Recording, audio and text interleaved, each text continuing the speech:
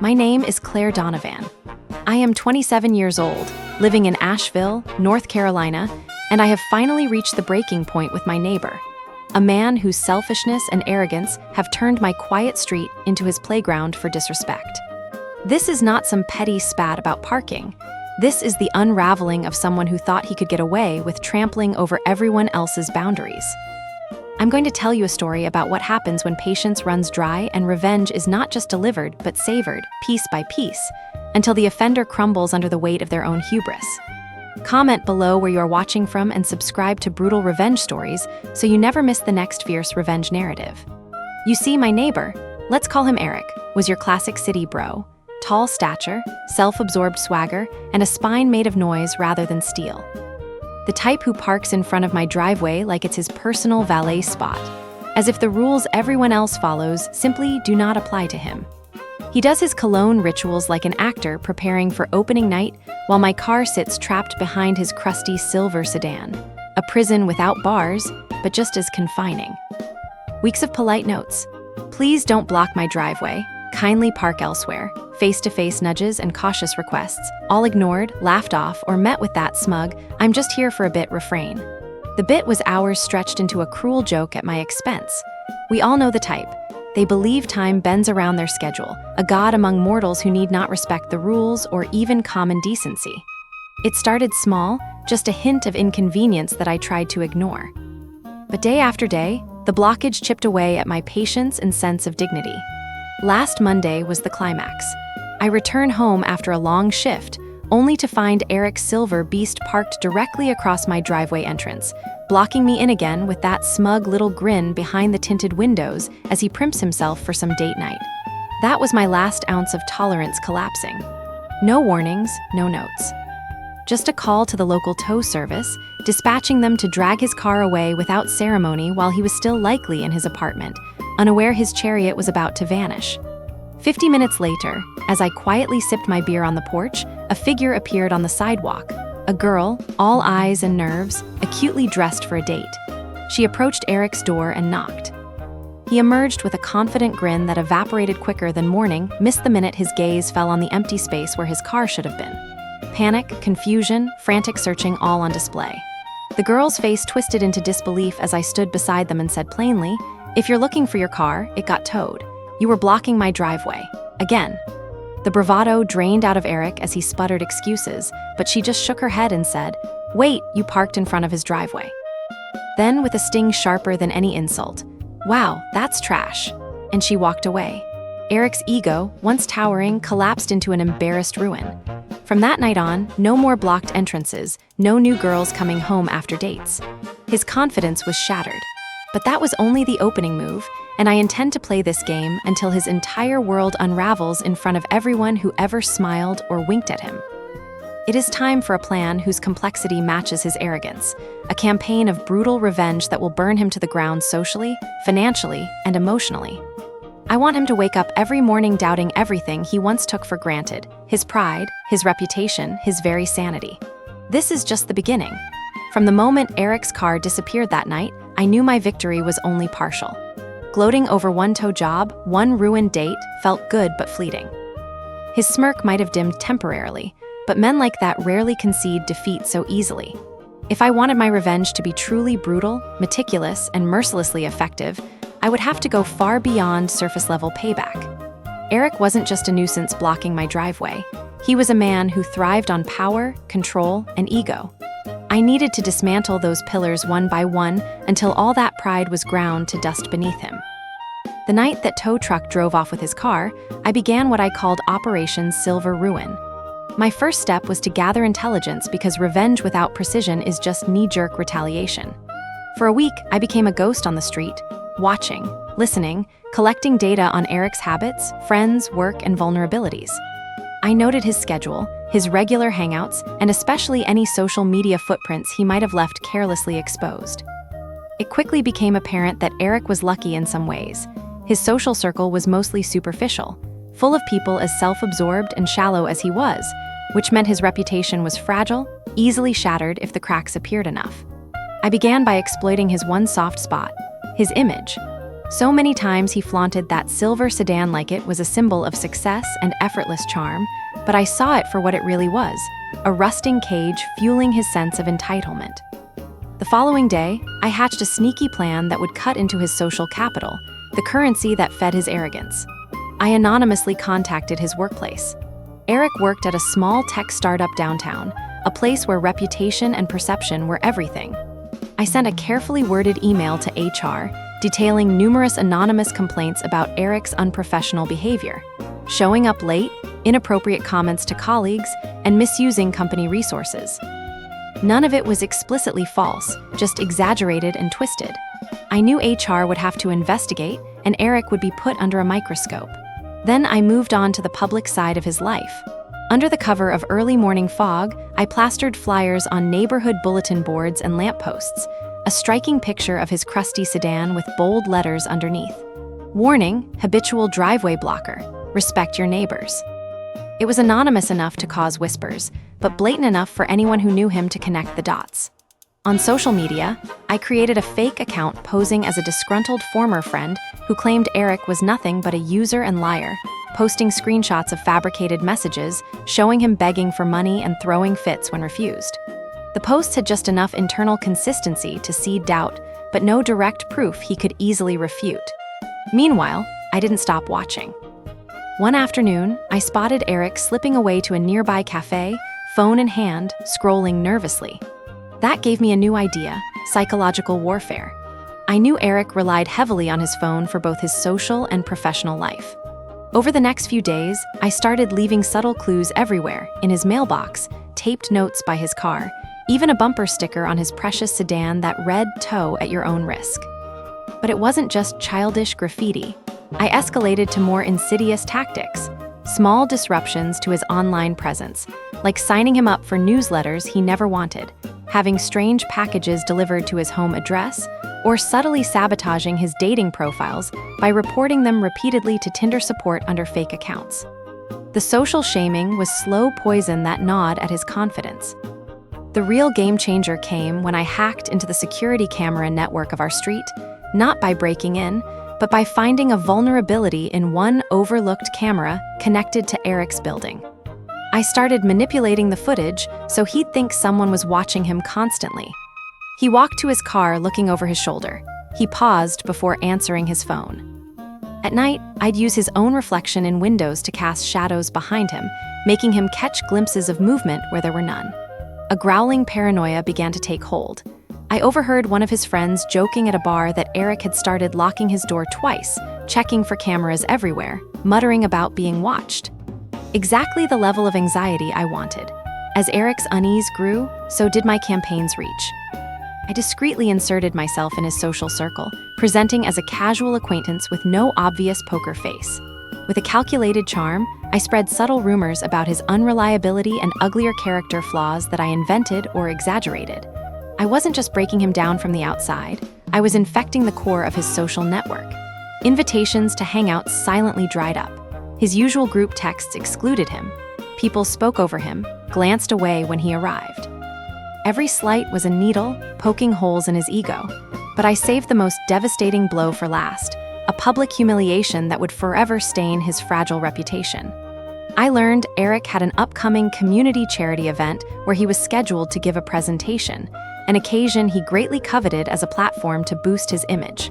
Months of planning, and Eric was sure all eyes would applaud. I started to assemble the pieces for the reveal. First, I gathered proof of his reckless parking firsthand, secretly recording multiple times when he blocked driveways, fire hydrants, and handicapped spots. Next, I collected testimonials from neighbors who had dealt with his arrogance and disregard for others, persuading them to share anonymous statements I compiled into a persuasive digital dossier. On the big day, I quietly hacked the charity event's presentation tech, embedding an unexpected slideshow. As Eric began speaking, expecting applause and admiration, the projector flickered to life, showing images of his parking violations, screenshots of bad workplace reviews, and the Facebook posts from the fake disgruntled acquaintance account, all carefully timestamped and linked back to him. The entire room fell silent, some shocked, others stifling laughter. Eric's face morphed from confident pride to sheepish confusion to desperation. His grip on reality began to buckle as whispers spread about his true nature, his disrespect for neighbors, and his professional coming apart at the seams. He opened his mouth to respond, but the moment was lost. The once mighty ego shattered in public. After the event ended in chaos, I approached Eric, maintaining calm as I leaned close and whispered, "You might want to check who's really been pulling the strings." His face twisted in recognition and fury. The final blow had landed, and for once, Eric understood this was not random misfortune. It was a masterfully executed revenge that no social media smear, no rumor mill could match. This was my campaign from beginning to end. In the days that followed, neighbors who never spoke before began to share their own stories of Eric's disrespect. His reputation plummeted, his friends turned cold. At work, HR ramped up their investigations, eventually putting him on probation. His dating life remained dead, no woman wanting a shred of his wrecked persona. Every attempt at recovery was met with suspicion and scorn. Eric became a ghost in the neighborhood, avoided, isolated, a shell of the man who once swaggered arrogantly past my driveway. His paranoia remained unchecked, his sense of control completely dismantled. Yet through all this, I kept my distance, never gloating openly, always letting the fractures widen silently but surely. There was no need to punch down further, the damage was total. Eric had brought this ruin on himself, but I orchestrated the symphony of his downfall. The road back would be impossible, shadowed by the memory of his own disgrace. This is the art of brutal revenge, cold, systematic, and utterly shattering. Eric stopped blocking my driveway, stopped acting like he was the king of this street. More importantly, he learned that when you treat others like obstacles, eventually someone will crank the gears beneath your feet so hard you fall all the way down. But even as I savor this, I know this is only the beginning in my world. Revenge isn't a single act. It's a campaign fought in shadows and whispers, patience and precision. The real thrill lies in watching a man like Eric unravel and knowing you engineered every twist and turn. And if anyone on this street ever thinks rules are for anybody but themselves, they will remember what happened to Eric Donovan. My neighbor who thought he was untouchable learned otherwise, and so did everyone else. There is power in knowing the game and playing it flawlessly. For Eric, it was too late when he finally guessed the truth. The quiet woman next door had been the hand guiding his ruin all along.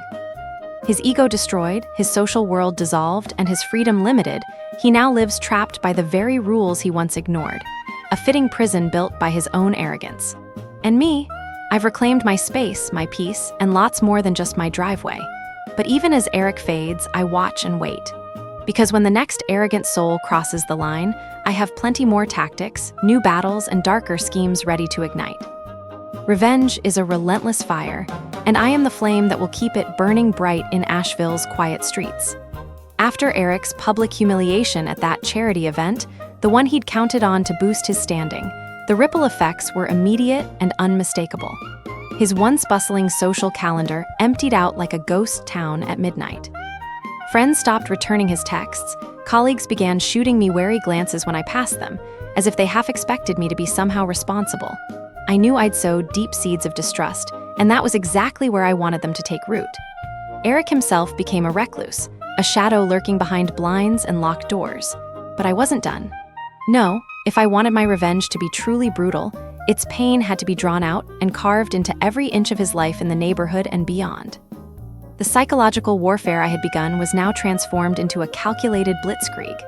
As much as Eric's meltdown at the event had destroyed his social standing, my goal was to infect his everyday with doubt, anxiety, and isolation. I was determined to make him feel watched, judged, and constantly on edge, never knowing if the next move would be a whisper, a slip, or a public revelation. I wanted to own his reality so completely that he would no longer recognize himself. It started with small disturbances. Beyond the security camera illusions I had engineered, I began sending anonymous messages, texts, and emails that appeared deeply personal, referencing things he had spoken quietly in confidence or moments I had overheard. I discovered, with a bit of patience, that Eric was desperately worried about his financial situation, actually living paycheck to paycheck beneath the facade of success. Armed with this knowledge, I created a fraudulent complaint in his name, sent to the city's parking enforcement, claiming he had accumulated a dozen unpaid tickets and was facing severe fines and possible towing of his remaining vehicles. I wasn't bluffing. This put a wedge of panic into his mind that he hadn't anticipated. Then came the weirdness that made him question his own perceptions. I started subtle gaslighting tactics. Neighbors reported hearing noises from his apartment at odd hours, shuffling, whispers, footsteps when he was supposedly alone. I enlisted a few local teenagers to casually comment they'd seen strange figures lingering near his building late at night. I spread fake stories of break-ins in the area, so when he found his door slightly ajar or a misplaced item, he'd be doubting his own reliability or memory rather than thinking of a real intruder. A well-placed wind chime rigged to clang softly at times when he was trying to sleep ensured restless nights piled on top of his burgeoning dread. I didn't stop there. I launched an all-out assault on his professional life. I knew Eric had compromised his job at the startup by coming in late and disrespecting coworkers, thanks to my anonymous tip to HR. But now, I had to push harder. I reached out to the CEO under a new guise, an industry partner concerned about Eric's conduct and potential to harm sensitive client relationships. I shared verified documents suggesting Eric had been careless with confidential information. The CEO, already uneasy thanks to internal investigations, put Eric on unpaid leave pending results. Without his job, his financial fears became realities, and his world contracted further. Meanwhile, Eric's dating life was a wasteland. My careful tampering with his Tinder and other profiles triggered repeated suspensions. On another front, I sent anonymous messages to women who had matched or been seen with Eric, detailing his true nature as a selfish, inconsiderate man who blocked neighbors' driveways and had a shady work record. Those messages were crafted to look like leaked conversations from close friends, thus trusted and devastating. Word slipped out, and within weeks no new women ventured to meet him, while past dates kept their distance. All this was wrapped in a thick fog of paranoia I nurtured through electronic ghosting tactics. Occasionally, I would call the house late at night with a voice modulated so low it was almost indistinguishable, a whisper pleading or threatening depending on the moment. Sometimes I sent him carefully doctored photos to his phone or email, pictures that seemed to show someone just outside his apartment window or lurking by his car, always at a distance, but visible enough to unsettle. He began reinstalling locks, buying security cameras and alarm systems, but nothing gave him peace. His own paranoia fed itself in an endless feedback loop. But the hunger for ruin demanded a fresh blow, a systematic dismantling of the last aspect of Eric's pride, his social circle and family reputation. I contacted his parents anonymously, sending them a dossier containing the compiled evidence of his erratic behavior, job suspension, and social burn. I framed it with careful language to sound informative, written by a concerned community member. The letter wasn't a direct attack, but it carried undertones of shame that I knew would reach his parents' ears and ripple through family dinners and gatherings. Their calls were misdirected and unfriendly once they learned from Eric that he was struggling, calls which he now found harder to answer. Next, I infiltrated his friend group more deeply. Playing the patient role of an innocent neighbor, I befriended people who once stood by Eric but were starting to doubt him quietly. With small, helpful comments here and there, I fanned the flames of suspicion. Hints that Eric was unreliable and maybe worse, that he had been talking badly about them behind their backs. Jealousies and tensions were stoked until fractures appeared in the group. Invitations stopped arriving. When Eric tried reaching out, he was met with cold silences or excuses. The friend network that once propped up his ego dissipated like a morning fog. By the time Eric realized what was happening, he was fully isolated, with only the ghost of his former self visible in the mirror. But what truly broke him was the public humiliation I orchestrated next. Over weeks, I collected footage from local businesses and neighbors that showed Eric flagrantly disregarding not just driveway rules, but also parking in handicapped spots, arguing with store owners, and behaving badly in public spaces.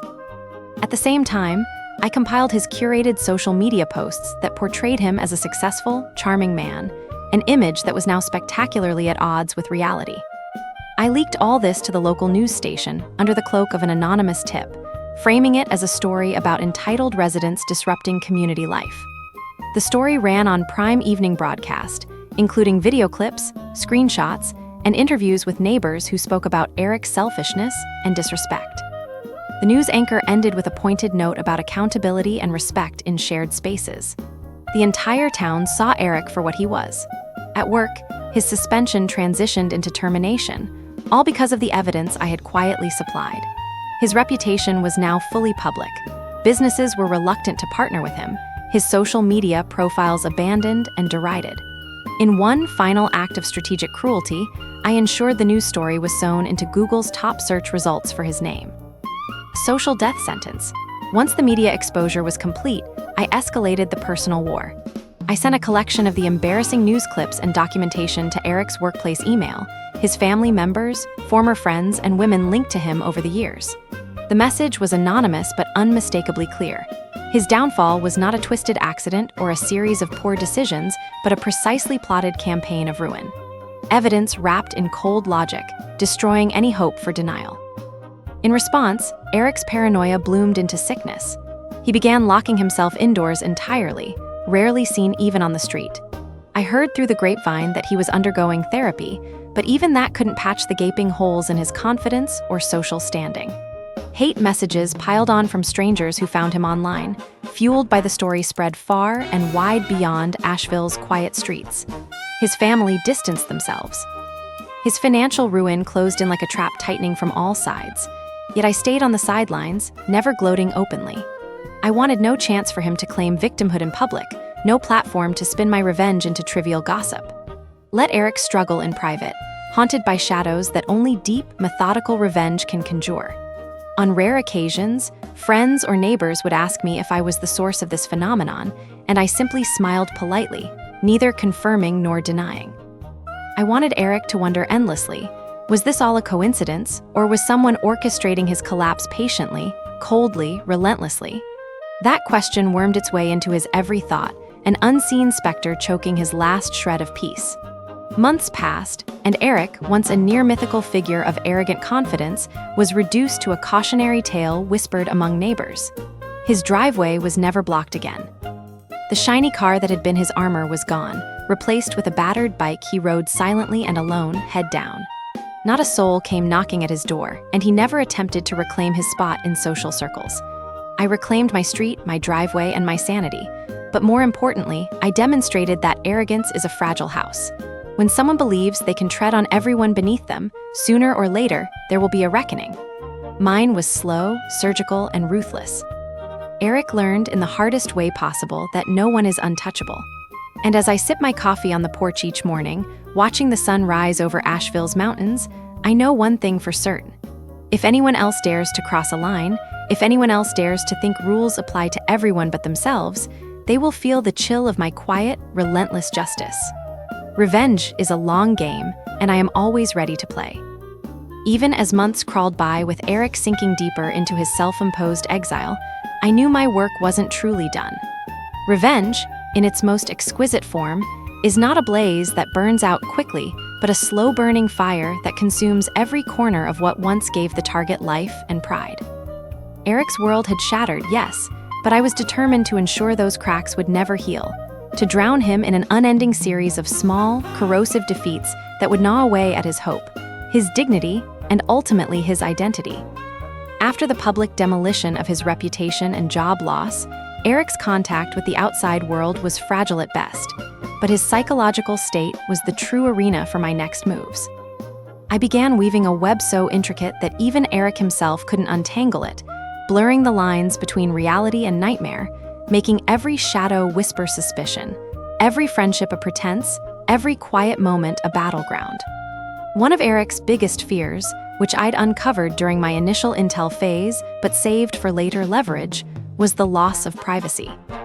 He'd always been boastful about his independence, how he valued his personal space, but he was secretly terrified of being watched or controlled, an irony given his invasive behavior blocking my driveway. I decided it was time to turn that fear into a relentless torment. Late one evening, I started sending him things, small gifts containing subtle clues that someone was watching him. Nothing incriminating or overt that could be legally traced back to me, but enough to unsettle. An envelope slipped under his door containing a Polaroid of his porch taken from afar, with the words "watching you" scribbled lightly on the back in a shaky hand. A package delivered to his mailbox with a bundle of twigs, like a nest, inside, a silent metaphor for him being ensnared. And handwritten notes slipped between the pages of books he apparently read, telling him, "You can't hide," or "The walls have ears." These acts, small as they seemed, shattered his tenuous grip on peace. I began noticing subtle changes in his routines. He started stepping lightly in the hallways, checking over his shoulder like a hunted man. Curtains stayed drawn, lights flicked on and off as if he couldn't decide when to signal presence or absence. I didn't need to hear him say it. His worried neighbors whispered about late-night pacing, nervous phone calls, doors locked twice. At moments, he'd confront emptiness, yelling into the void, half expecting me to answer, though impossible. His paranoia grew so thick you could almost see it hanging around him like a smothering cloak. But I was never visibly there. I was always just a shadow beyond the veil of his reality. Then, a stroke of ingenuity struck me. Since Eric cared deeply about his online status, I infiltrated one of his favorite forums, an exclusive group for tech enthusiasts where he held one of the higher ranks and began sowing discord. Posing as multiple users, I subtly discredited his posts, cast doubts on his expertise, and questioned his reliability. I circulated rumors within the community that Eric had plagiarized others, work, or engaged in questionable behavior during hackathons. Given how thinly stretched his professional standing already was, this hit him hard. In recent months, the forum had been his last refuge, a small island of respect. But slowly, members began to challenge him, discussions turned cold, and his once prized username lost its luster. Eric lashed out online, desperate to defend himself, but with every overreaction, the internet community backed away further. His fragile ego felt every jab like a hammer to a cracked face. By pushing him out of even virtual sanctuaries, I was isolating him on every conceivable front. With his social life and online presence crumbling, I graduated into his personal finances. Through legitimate channels and some careful legwork, I discovered Eric relied on a side hustle, doing freelance web design gigs to supplement his income. His reputation for skill was decent, but fragile, dependent on glowing reviews and referrals. A single bad word could wipe out any pipeline to new clients. I reached out anonymously to several small businesses who had engaged him, planting seeds of doubt that Eric might deliver subpar work or delay projects unless pressured. Out came carefully fabricated client complaints with professional polish, but enough detail to appear genuine. Soon, Eric's freelance reputation tumbled. Potential clients ghosted him, and those few ongoing projects mysteriously ended early or were delayed without explanation. Without these incomes, the mounting bills became even more harrowing, and the man whose swagger once filled the neighborhood was reduced to frantic phone calls to creditors and increasingly desperate job searches. What made it worse was the growing cloud of suspicion at his previous full-time job. I had not forgotten about the anonymous tip I'd sent months earlier. I dispatched a series of truthful-seeming, but damaging rumors to his former coworkers, claiming Eric had been manipulating company data for personal gain, dragging down projects, and even skirted minor legal violations. HR reopened investigations, exacerbating Eric's stress and confronting him with accusations he could neither easily defend nor ignore. Simultaneously, I initiated a campaign to wreck his online dating presence beyond digital suspension notices.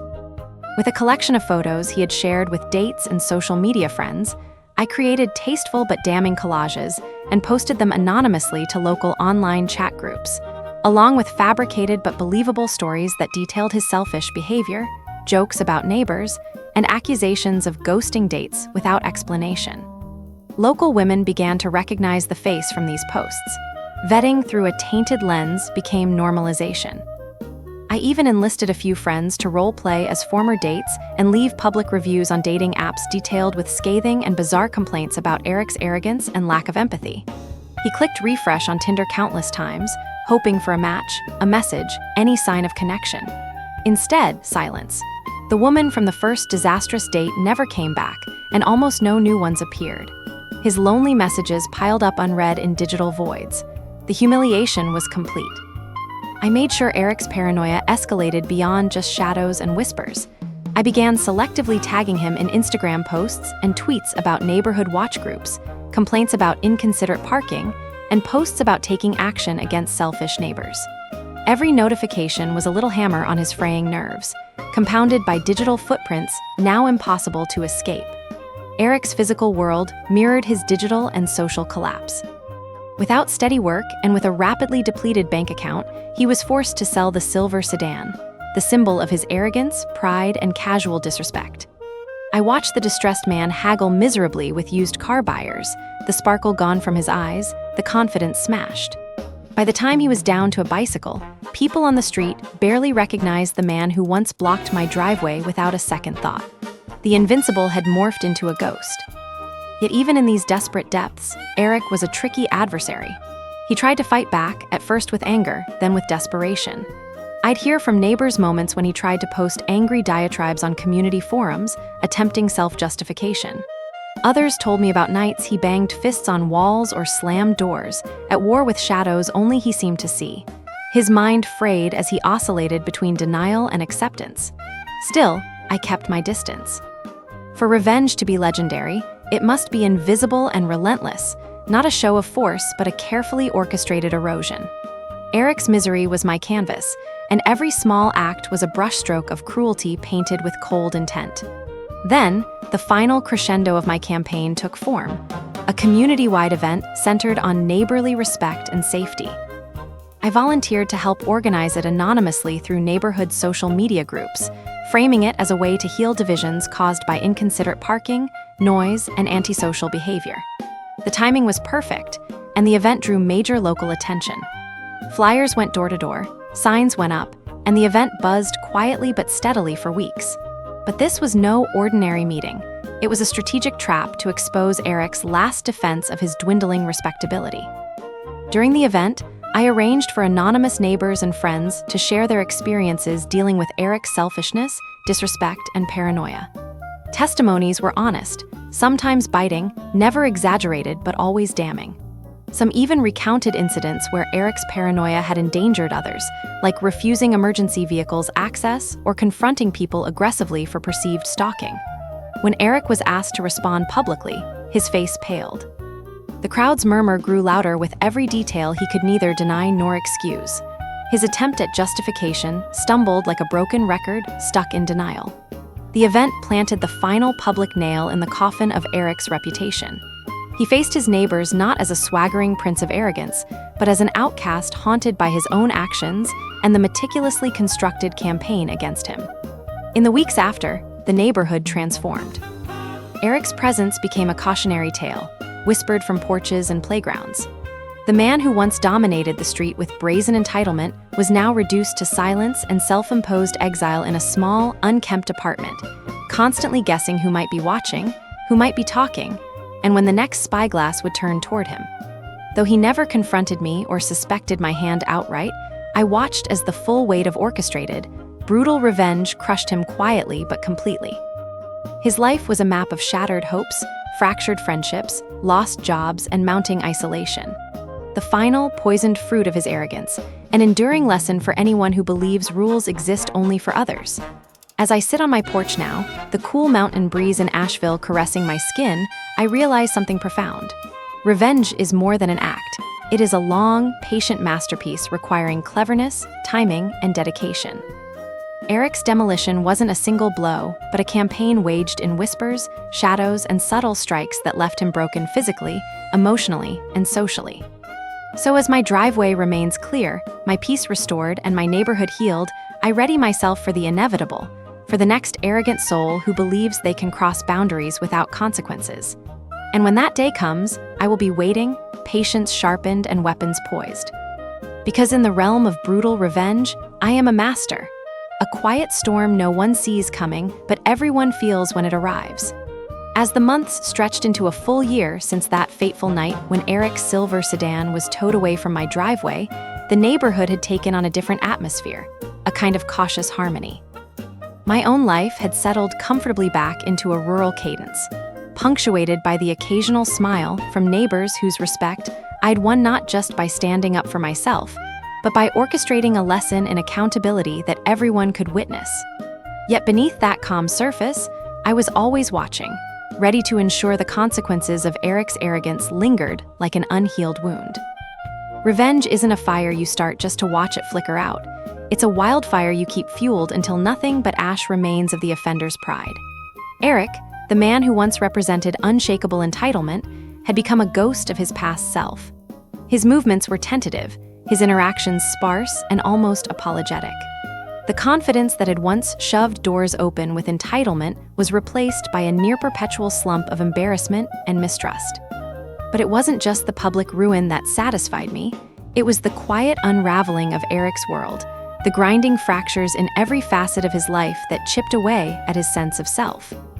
One evening, while sipping a cold beer on my porch and watching the gentle hues of dusk fall over Asheville, I found myself reflecting on the intricate patterns of my revenge campaign.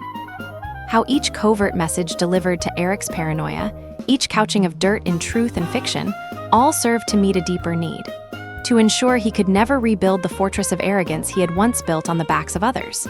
And yet, I knew I was still far from the endgame. I had left a few moves in reserve, the cruelest elements of a long, slow dismantling designed to shatter Eric's last illusions of control. The first of these was a subtle financial reversal that would uproot his precarious stability forever. Through discreet inquiries, I uncovered that Eric had reluctantly co-signed a loan with a distant relative, a fragile lifeline for an apartment lease he could barely afford, much less maintain. This revelation was my next trump card. Under a false identity, I contacted the loan company, posing as a concerned party with knowledge of Eric's precarious finances. I reported that Eric had defaulted on the loan, fabricating enough missed payments to trigger a formal review and eventual demand for immediate repayment. This forced Eric into a corner, precipitating financial chaos that rippled through his already crippled budget. Faced with mounting bills and eviction threats, the man spiraled into anxiety-fueled insomnia and erratic behavior. Next, I orchestrated a series of minor but humiliating public encounters that would prevent Eric from slipping quietly back into any semblance of normalcy. I befriended a few local small business owners, cafes, convenience stores, a bookstore that Eric frequented. Quietly sharing just enough misinformation to sour their impression of Eric, I arranged for him to be refused service politely, but noticeably, for whispered conversations and glances that would shame even the bravest ego. At the bookstore, I convinced the owner to discreetly install a no-loitering policy that singles out Eric subtly, without explicit confrontation. At the cafe, I planted rumors that Eric was difficult with staff, which led to a less-than-warm reception. These moments accumulated. What might seem trivial in isolation coalesced into a relentless message. Eric was no longer welcome, no matter where he went. His social exile wasn't just digital or professional, it permeated every interaction, every day. I also expanded the psychological warfare. Knowing he suffered from bouts of isolation-induced depression, I composed letters under the guise of an anonymous pen pal, carefully balancing bitterness, guilt, apology, and subtle accusations that resembled Eric's own inner dialogue. These letters, slipped quietly into his mailbox, were crafted to mimic the voice of a conscience or long-lost friend cutting ties. They insinuated he was unsafe, untrustworthy, and disliked, words designed to echo in the chambers of his self-doubt and paranoia. Simultaneously, I leveraged the mounting paranoia by installing small, almost imperceptible disruptions around his apartment's immediate vicinity. A mysterious set of footprints appeared in the snow outside his door after a late-night storm. Sporadic thumping sounds echoed from the walls at odd hours. I purposely misdirected neighbors to complain about strange noises or flickering lights coming from Eric's unit. His mounting anxiety birthed frantic calls to police and property management, all of which came to nothing but deepened his sense of alienation. I monitored his phone behavior too. Eric began obsessively tracking incoming and outgoing messages, deleting old conversations, installing VPNs, and creating burner accounts on social media and dating apps. But no matter how much he scrambled, the social logs I had worked to create, fake profiles, leaked messages, carefully crafted digital rumors, had already spread widely among local circles. Weeks after he wiped his social presence, those whispers persisted in the grapevine, punctuating his isolation. Another particularly cruel twist came when I discovered Eric had quietly been trying to mend fences with some distant family members, slipping them occasional messages and minor gifts in a bid to rebuild strained relationships. I subtly intercepted these efforts by contacting his relatives anonymously, seeding doubt with suggestive notes that painted Eric as manipulative and unreliable, playing family members for sympathy, but abandoning them when convenient. The results were swift: gifts left unopened, calls unanswered. Eric's fragile support network snapped, leaving him bleeding alone. With his emotional ties severed, his professional and financial reputations trashed, and his social life evaporated, Eric's only retreat was into the sterile prison of his mind. And it was in this dark corner that I truly saw the fruits of my campaign. According to neighbors who occasionally glimpsed his anguished figure, Eric was plagued by nightmares, waking suddenly in cold sweats, convinced shadows from his past were following him. He stopped leaving his apartment altogether, relying on food delivery and avoiding any social contact. One late evening, I waited until the street was empty, then carefully placed an old, forgotten memento of Eric's outside his door, a crumpled photo from a past party where he gleefully blocked a driveway, surrounded by friends who had since abandoned him. The note taped beneath read, "Remember this? You invited the ruin, now it's your home." It was a symbolic final jab, delivered discreetly but with brutal clarity. The last and perhaps most public act of my revenge took several weeks to engineer. I'd learned about an upcoming neighborhood association meeting designed to discuss local zoning issues. A perfect platform to force Eric back into the spotlight, not as a triumphant figure, but as an example of selfish entitlement. Anonymous tip-offs and carefully timed leaks ensured Eric would be invited and feel compelled to show up, desperate to reclaim some shred of respect. On the appointed night, the community center was packed with concerned neighbors, local officials, and residents eager to voice opinions. I wasn't there physically, but the entire event had been primed with evidence of Eric's years of disregard. Photos of his repeated driveway blockings, testimonies from neighbors, and even excerpts of his escalating paranoia and breakdowns shared under the guise of community safety concerns. When Eric nervously approached the microphone, hoping to plead his case, the room was silent except for the faint rustle of papers and background murmurs. One by one, speakers refuted his points, citing dangerous parking, selfish behavior, and his impact on the entire neighborhood's peaceful rhythm. The mayor even pointed out the increased calls to law enforcement linked to his property. Humiliated, Eric's prepared speech fell flat. He left amid cold stares and pointed fingers, not as a victim, but as a cautionary tale of unchecked arrogance and its destruction. From that night on, he evaporated completely from public view. Reflecting on this long, drawn-out campaign, I'm struck by the power of patience and precision. Revenge is not a reckless storm, but a surgeon's scalpel, cutting away at entitlement, arrogance, and cruelty until nothing but the raw nerve is exposed, tender and helpless. Eric's fall wasn't a single moment. It was an epic, calculated campaign designed to strip away what he valued most: pride, reputation, and acceptance. Now my driveway remains permanently clear, my nights peaceful once again amid the whispering leaves of Asheville's mountains. But I remain vigilant, knowing that those who feel untouchable will always test boundaries. And when they do, I will be ready, with cold eyes, steady hands, and a mind sharpened by the lessons of Eric's ruin. In this quiet neighborhood, beneath the tranquil surface, justice runs deep, and it always finds a way. The seasons shifted, the crisp Asheville autumn giving way to a chill that seeped through the mountain air, and yet Eric's shadow loomed quietly in the background of the neighborhood, a reminder that arrogance carries a price far beyond a single night of humiliation. I watched from afar as his once brazen presence faded into a whisper, but my mind knew that true revenge isn't simply about destruction. It's about control, about ensuring the target feels each fracture spreading outward from their collapse until their very essence corrodes.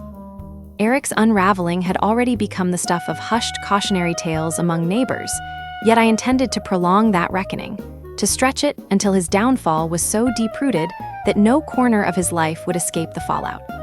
Revenge is an art form, and patience the brush that colors its finest details. I knew one of Eric's last remaining threads of hope was a mounting obsession with reclaiming his public image. Though isolated and beleaguered, he worked feverishly at crafting a reinvented persona on social media, piecing together curated photos, edited text, and carefully filtered updates, all designed to hint at a turnaround, a new chapter beyond the whispered scandals. He wasn't ready to retreat completely from the world, but his foothold was shaky and unstable, dangling by a thread I still held firmly in my grasp. The idea crystallized while I was browsing community message boards one morning. Eric had posted a vague, cryptic status about starting fresh, accompanied by a photo of a gleaming mountain sunrise. It was meant to inspire, to signal a rebirth, but to me, it was an invitation to pull apart the facade.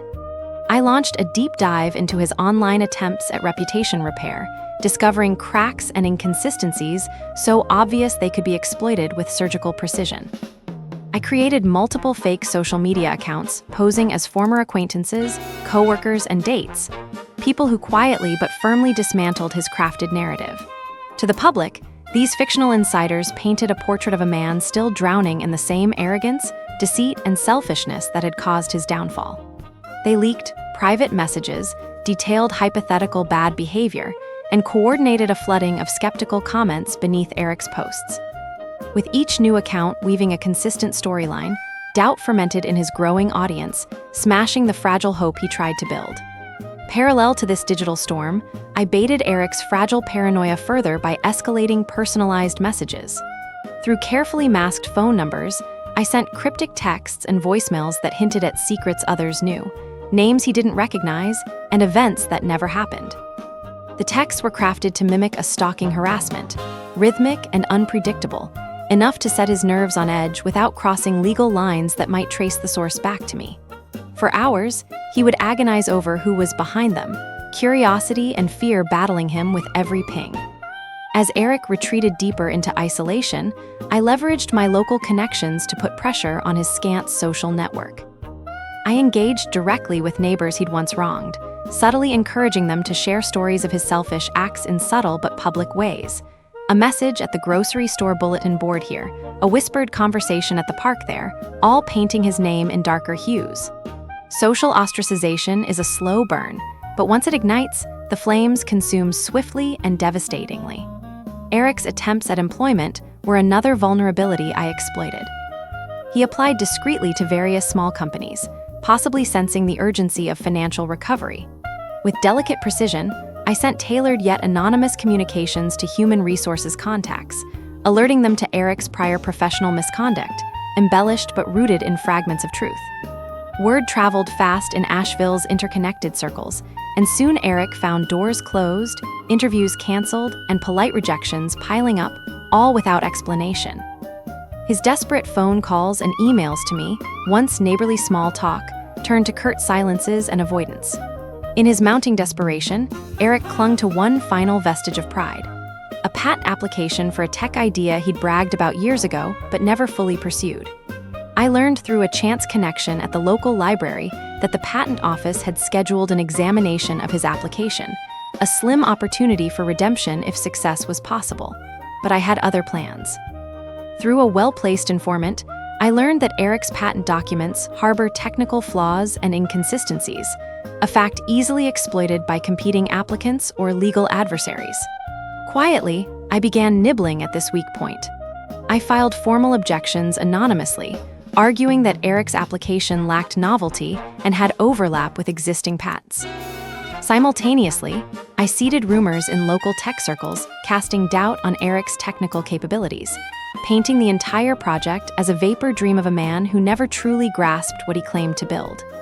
The patent office was inundated with paperwork, the process slowed to a crawl, and Eric's hopes dimmed further as official letters of inquiry arrived, forcing him to hire expensive legal counsel just to keep his dream alive.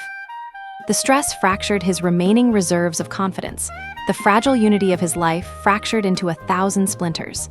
Seeing the psychological torment deepen was satisfying, but I, of course, was far from finished. One day, during a local farmer's market that Eric once frequented, I planted a series of leaflets with the heading, "Know Your Neighbors: Why Eric Isn't Who You Think He Is." The flyers contained subtle hints about his history of selfishness, his harassment of neighbors, and his professional failures, all worded carefully to avoid libel but heavy with insinuation. As people picked them up and read, I witnessed the slow but certain shift. Eyes that used to glance nervously now fixed with quiet resolve. Conversations that once defaulted to avoidance turned into cautionary tales, shared with smiles tinged with warning. Eric's mental state deteriorated further.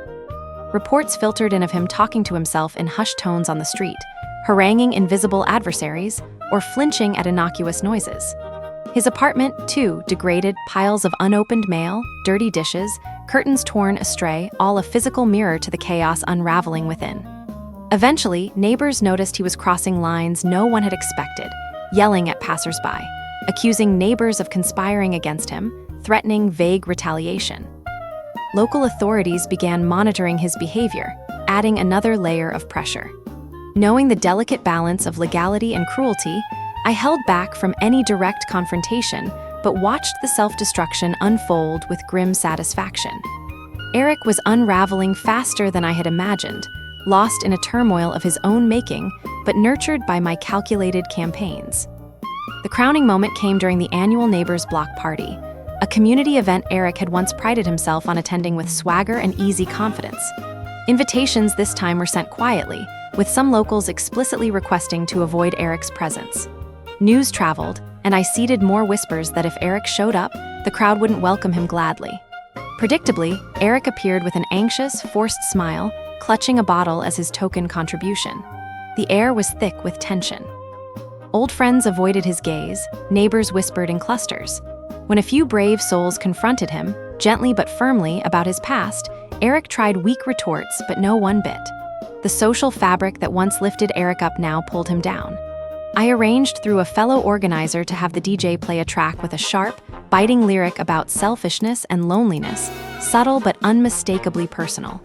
Eric's face twisted in recognition.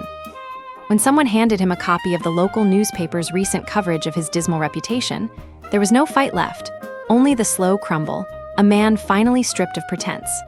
That night crystallized Eric's complete fall from the pedestal he'd built on arrogance and disregard. He left the party early, a solitary figure swallowed by the dark streets, knowing he faced a future where every step was shadowed by his own ruin and the quiet puppet master who had orchestrated it all. For me, the quiet victory was a bittersweet vindication. Revenge is a powerful salve, but demands careful tending lest it consume the avenger as well. I've learned that patience, precision, and relentlessness are the true weapons, not rage or sudden outbursts.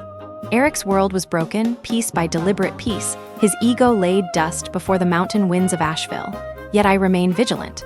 The quiet streets will always echo with the lesson Eric unknowingly taught, that no one is above consequences.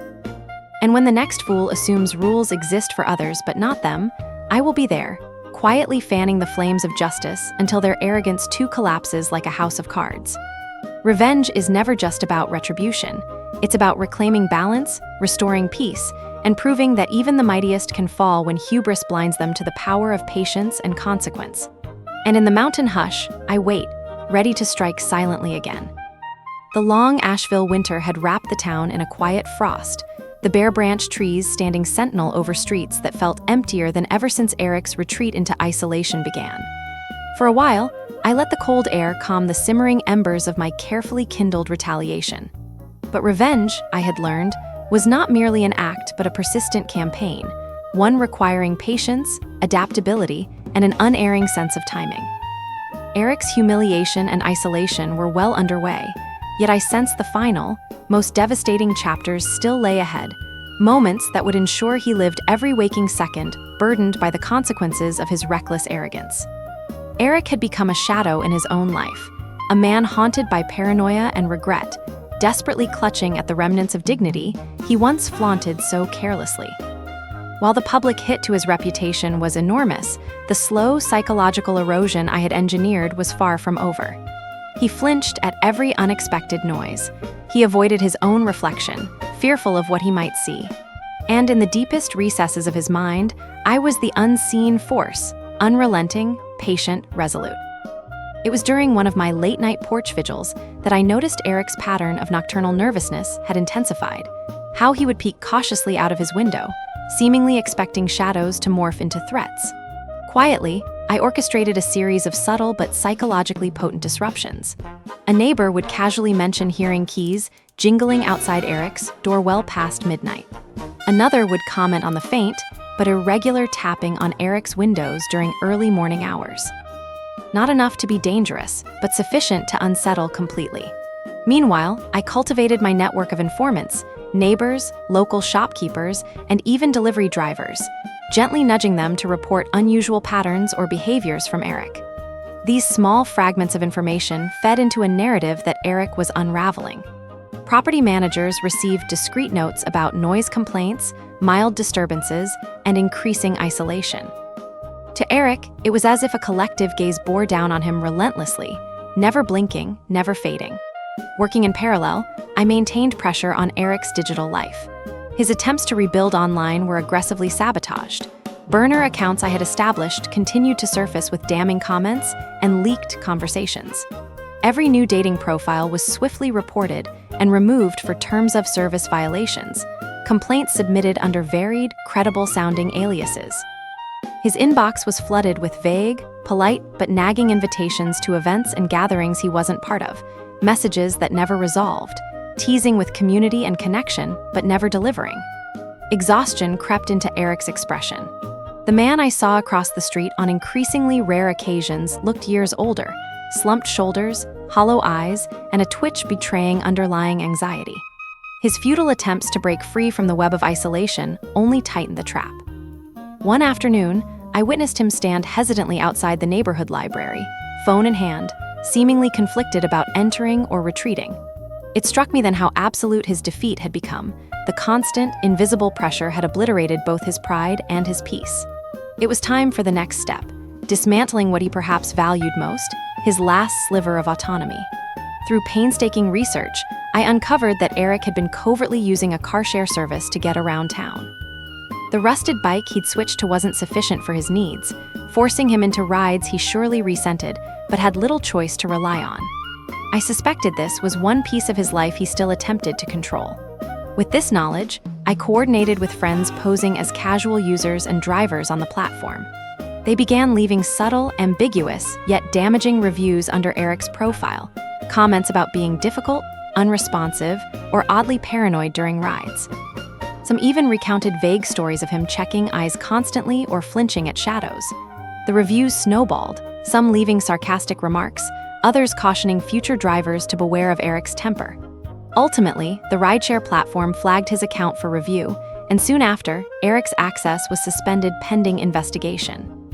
Stripped of mobility, Eric's isolation deepened. His rare excursions into town stopped. Neighbors heard fewer footsteps or saw fewer furtive glances from his window. His reliance on delivery services increased, yet even these were frequently tangled in minor frustrations. A package lost here, a late delivery there, small misfortunes but cumulative in their weight. Meanwhile, I continued to smuggle whispered reminders of his fall into the community psyche. Flyers reminiscent of the first wave I'd disseminated returned sporadically, shifted in tone to focus on empathy for neighbors tired of the selfish acts that fracture community. Anonymous letters to local newspapers advocating for stricter enforcement of parking and neighborhood courtesy laws referenced known offenders, a category wildly understood to include Eric without naming him. But one of my most satisfying victories was engineering a confrontation neither Eric nor the neighborhood would forget. I learned of a beloved local cafe that was hosting an open mic night, a rare opportunity for interaction, a moment when Eric might muster courage to engage publicly amid friendly faces. I collaborated subtly with the cafe's owners and regulars to ensure the night's tone subtly, but unmistakably revolved around community responsibility, mutual respect, and shared space. The evening arrived and Eric nervously showed up, nervously clutching a script, an awkward but earnest plea for forgiveness and change. The room was packed with neighbors who had endured his casual disregard, each with their own story to tell. When Eric took the microphone, the silence was palpable. No forced applause, no encouraging nods, just expectant eyes. As he stumbled through his words, a neighbor rose to recount an incident where Eric had dangerously blocked a fire lane, forcing emergency responders to reroute with precious moments lost. Another spoke softly about Eric's increasingly erratic behavior, fear, and alienation, framed as a caution rather than an attack. Each story built a mosaic of cause and effect. Eric's selfish actions had consequences rippling far beyond his own driveway. The crescendo came when the cafe's owner stepped forward with a simple but symbolic act. She presented Eric with a parking sign emblazoned with the neighborhood's strictest curb rules, a message that he could no longer bend rules to his whim. The room's applause was genuine, but carried a heavy undertone, an acknowledgement not just of Eric's fall, but an unspoken warning that respect was non-negotiable. Humiliated but resigned, Eric left the cafe that night with his head bowed, his fragile hopes smothered beneath the weight of truth laid bare. This event was a turning point, not a crushing final blow, but an unyielding nudge, the final pieces aligning to ensure Eric's reckoning would be permanent. Yet I did not stop monitoring him quietly. His behavior became more erratic. Neighbors heard occasional shouting matches inside his apartment, reports of forgotten bills piling up, and door operators summoned in response to his confused pleas. The property manager contacted me discreetly one day, seeking advice on handling Eric's spiraling condition. My response was measured but firm, a gentle reminder of community standards, kindness balanced with consequences. Eric's saga became a touchstone for neighbors, a whispered tale of arrogance crumbled, and the price of disdain for shared humanity. The man who once loomed large over my driveway had become a cautionary figure, his name synonymous with selfishness and downfall, a stain etched into our shared history. Through each phase of his ruin, I learned the profound power of cunning patience. Revenge is not swift justice but methodical retribution, played out in 1,000 small acts that ripple outward, each building upon the last until there is no sanctuary left. Eric's complete unraveling was not a spectacle, but a slow, inevitable collapse, a symphony of quiet devastation that lingered long after the spotlight faded. Now, sitting on my porch under the towering Appalachian pines, I watch the sun cast long shadows over the street, each one a reminder that balance has been restored, but vigilance remains essential. There will always be those who believe rules exist only for others, brazen enough to test boundaries and trample respect. And when that moment arrives, when another arrogant soul dares block my driveway or disrupt my peace, I will be there, ready with patience, precision, and the cold resolve to orchestrate their downfall with the same quiet, unyielding mastery. Because in the end, revenge is less about rage and more about reclaiming what is rightfully yours, and making sure those who think themselves above others learn that the price of arrogance is far higher than they ever imagined. Winter thawed gently into spring, and Asheville's streets awakened beneath a canopy of blossoming dogwoods and azaleas. I found solace in this quiet rebirth, but deep in my mind, the embers of Eric's ruin still smoldered, demanding careful tending. For revenge is neither swift nor simple. It's a patient siege, eroding pride and stability like water-hollow stone. Eric's life was fractured, his reputation shattered, his social ties severed, his job lost, his mental health fraying. But in a way, that only made this campaign more tantalizing. The next phase needed to be slow, insidious, surgically precise. Not a triumphal crescendo, but a relentless, quiet dismantling of every small sanctuary he clung to. Eric's last visible foothold lay in his apartment building, a cramped, aging complex nestled on a quiet street that still bore the scars of previous disputes. He'd retreated there, increasingly a prisoner of his growing paranoia and despair. I watched from afar, noting the flicker of movement behind drawn curtains, the occasional figure limping down to the mailboxes in twilight hours. But somewhere beneath those crumpled smiles and hollow eyes, a dangerous spark remained, desperation combined with the brittle ego of a man who once wielded entitlement like a weapon. That spark was my target. I began by enlisting the subtle power of the neighborhood's opinion. Quiet whispers, cautious glances, a consensus forming that made Eric not just isolated, but unwelcome. I reached out anonymously to building staff and other tenants, leaving discreet notes about Eric's growing instability, the disruptions he caused, and a gentle reminder that community means accountability. A polite letter, delivered without a signature, suggested the property management consider additional security measures. The building staff, who had long endured Eric's erratic behavior, responded swiftly. Normal tasks started including unannounced visits to Eric's apartment, checking on noise levels, and ensuring that communal spaces were respected. To Eric, this was another layer added to his cage, invisible but suffocating. Simultaneously, I leveraged Eric's restless paranoia with small, calculated disturbances designed to make him question his own mind. I coordinated with a few trustworthy neighbors to leave odd items near Eric's door. A hand-knitted glove, an old cassette tape left partially sticking out from under his mat, a flower pot slightly moved from where he'd obviously placed it. These small but unsettling signs bred doubt and discomfort. Questions like, am I being watched? And who's leaving these things? Became constant companions to his anxiety. At the same time, I orchestrated a series of mysterious phone calls to his landline, low, indistinct murmurs that ceased if he answered, but resumed when he hung up. The calls grew frequent and unpredictable, punctuating his fragile sleep with bursts of cold panic. Meanwhile, Eric's efforts to rebuild his life were quietly suffocated. I monitored local job boards and applications, then anonymously emailed potential employers and references, invoking doubts about Eric's reliability and professionalism. A carefully crafted email from a former colleague, a guise I maintained online, warned companies against hiring him, listing fabricated anecdotes of missed deadlines and dishonesty. These whispered rumors spread quickly among Asheville's tight-knit job market, shrinking his prospects to nothing. On the social front, I maintained my disinformation campaign. Fake social media profiles multiplied, replete with fabricated screenshots, and damning personal stories that portrayed Eric as a man unchanged by his fall from grace. Each new post chipped away at any grain of sympathy or curiosity from potential friends or dates. Meanwhile, I seeded strategic messages on community boards and dating apps warning about his erratic behavior, blending truth with invention to ensure credibility.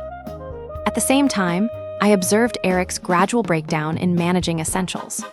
Rent notices went unanswered, utility bills slipped into arrears, and habitually missed appointments piled up alongside his mounting anxiety. Through anonymous tips to the building's manager, arrangements were quietly initiated to have his apartment evaluated for lease violations. The manager was professional, yet firm, citing safety concerns and violations related to noise and neglect. Eric's days of quiet repose were ending. Then came the perfect storm. One crisp morning, Eric returned home to find a formal notice affixed to his door, an eviction warning citing repeated violations and threats to the safety and peace of other tenants. The letter was precise, cold, and above all, impersonal. I had arranged this carefully, ensuring that there was no direct connection to me but undeniable evidence from neighbors and staff.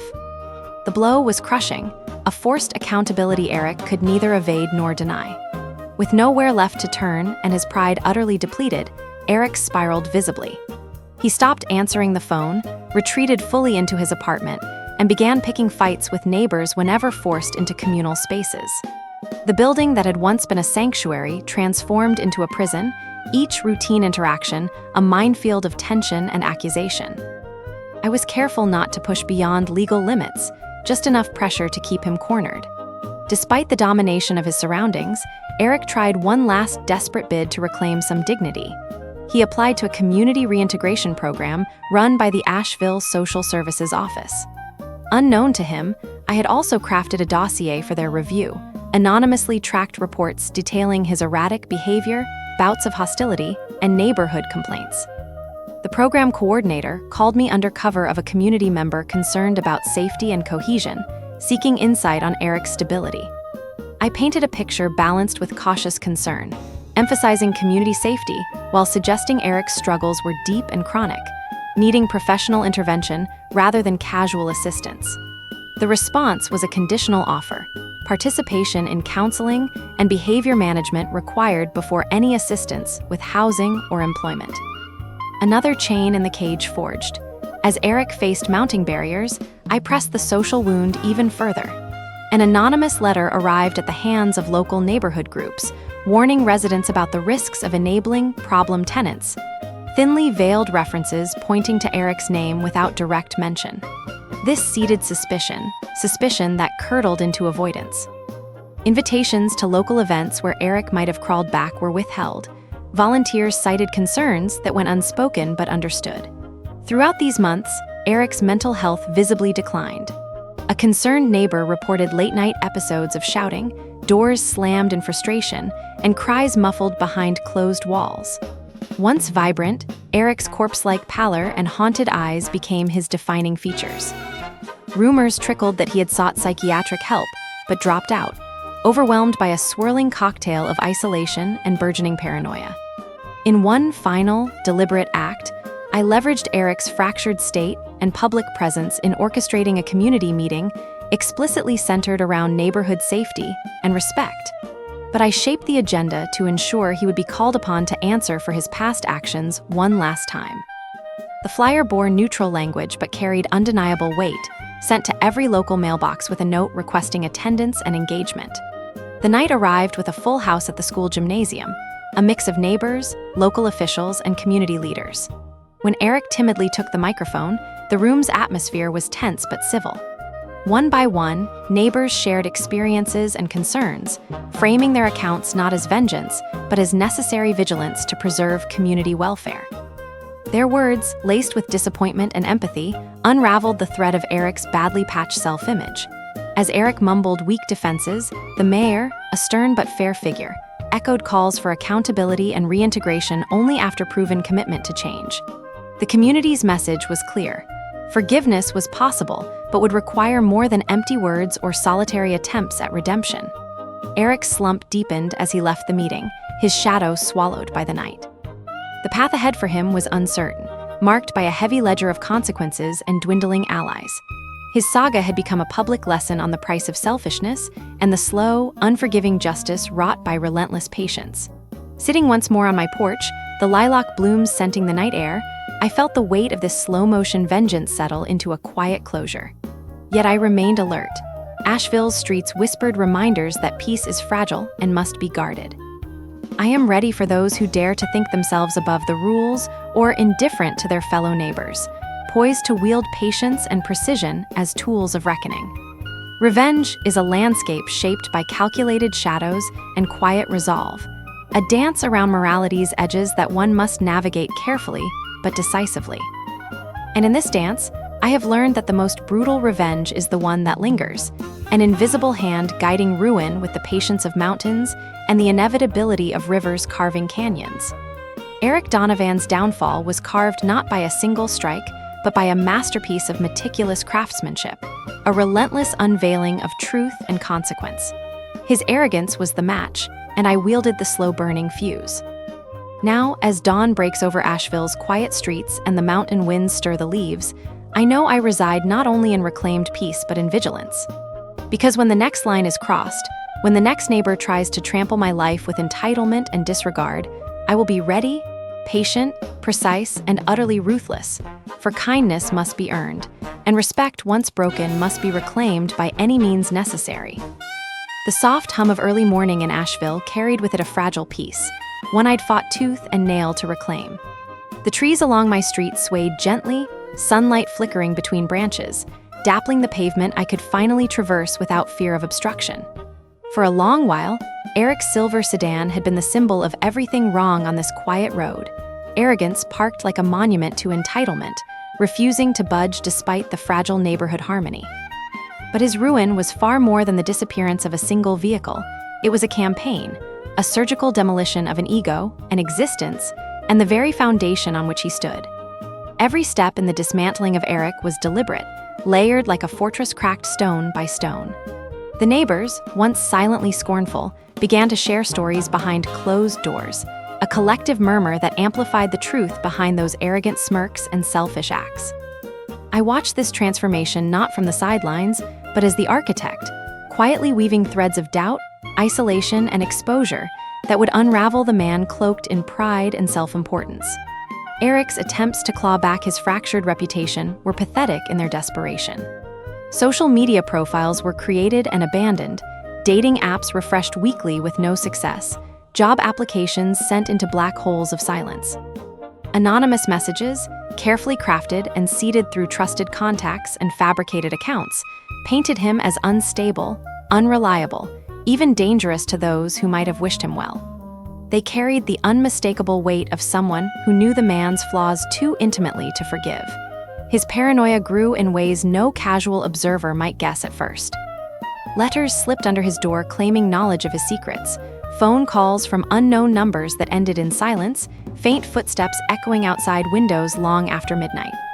The neighborhood respected his isolation now, but it wasn't loneliness, it was entrapment, carefully cultivated and nurtured. Every moment lived under the shadow of an invisible watcher, a ghost of vengeance that haunted his steps and frayed his nerves until doubt became his constant companion. The breaking point came when Eric received the formal eviction notice that marked the end of his physical refuge. His apartment, once a sanctuary, had become a cage. Complaints from neighbors, reports from building management, legal inflections carefully arranged with no fingerprints pointing my way created a perfect storm. The eviction wasn't just a loss of shelter, it was a forceful reckoning, a public declaration that selfishness breeds consequence. Eric's retreat into bitterness and rage was palpable but futile. Still, the most crushing part of his downfall was the shattering of his social world. Friends turned distant or vanished altogether. Community events that once welcomed his arrival now buzzed with murmurs about his past transgressions, his erratic behavior. I'd cultivated these changes like a gardener tending winter-weary roots, subtle, patient, relentless.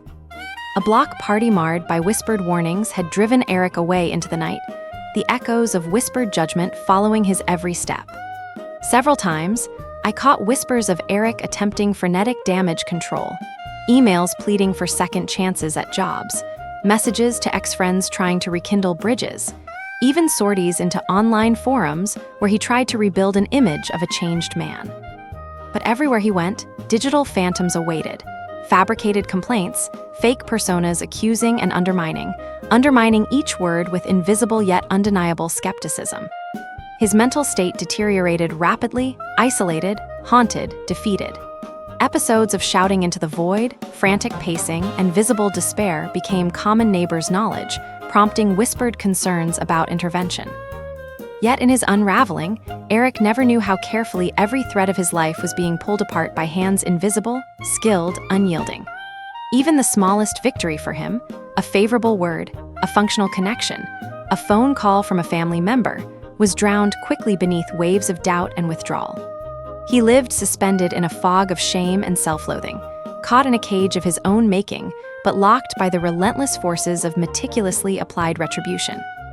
This was no moment of wild vengeance born from fury. It was justice crafted and executed like a masterpiece, each brushstroke precise, defining, and nowhere more evident than in the public, psychological, and social ruins left behind. Yet, my vigilance never waned. The memory of blocked driveways and broken boundaries lingered like a scar on the soul of the street. The lessons of patience and cold strategy were rooted deeply in my approach, tempered by the knowledge that complacency would only invite new transgressions. As I sit on my porch now, watching the soft light of dawn spill over the Appalachian hills, I am reminded that peace is never given. It is earned and defended. And in this neighborhood, serenity has taken root not just by silencing chaos, but by teaching arrogance the true cost of its presence. I keep my eyes and ears open, knowing the next fool will come, someone who believes the rules apply to everyone but themselves, who thinks their entitlement can override respect and kindness. When that day comes, I will once again be ready, patient, precise, and unrelenting. Because revenge, at its most brutal, is not a single act but a campaign, a long game of shadows and whispers, where the greatest power lies not in confrontation but in control. And control comes to those who lay their plans quietly, who strike with cold calculation, and who refuse to let disrespect pass unchallenged. Eric Donovan's ruin was no accident. It was a prophecy fulfilled by the slow, unyielding hand of justice, a tale whispered in Asheville's quiet streets for years to come. And I will be here, watching, waiting, and ready to unleash the next masterstroke of a revenge few will ever see coming, but all will feel. For in this world, no one is untouchable. And no infringement goes unanswered. I first noticed the subtle change in the neighborhood when the cold Asheville wind had finally relinquished its grasp, and the first tender buds of spring began to swell on the dogwoods lining our street. The air smelled fresher, the days stretched longer, and a sense of renewal drifted lazily between porch swings and cracked sidewalks. Yet beneath this gentle veneer, the undercurrents of long-brewing tension still twisted like invisible roots beneath the ground.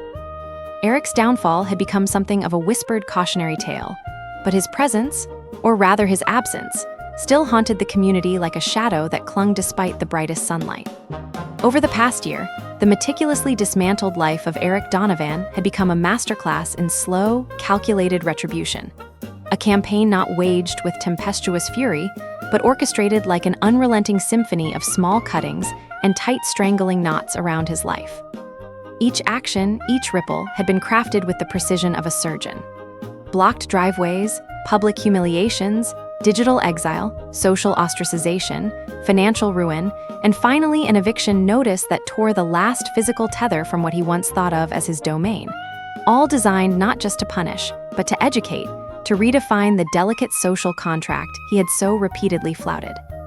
But as I sat on my porch one overcast afternoon, watching the hesitant sun break through the gathering clouds, I knew there was still more work to be done.